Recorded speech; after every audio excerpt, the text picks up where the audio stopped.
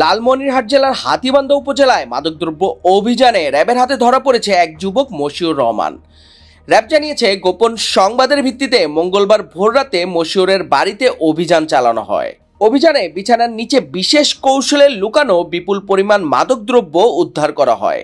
এর মধ্যে ছিল 637 বোতল স্ক্র্যাপ সিরাপ এবং 4 কেজি 150 গ্রাম গাঁজা।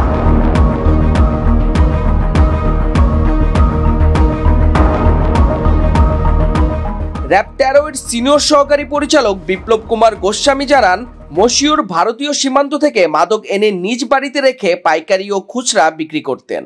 গ্রেফতার মশিউর রহমানের বিরুদ্ধে হাতীবান্ধা থানায় মাদকদ্রব্য নিয়ন্ত্রণ আইনে মামলা দায়ের করা হয়েছে এবং তাকে পুলিশে হস্তান্তর করা হয়েছে।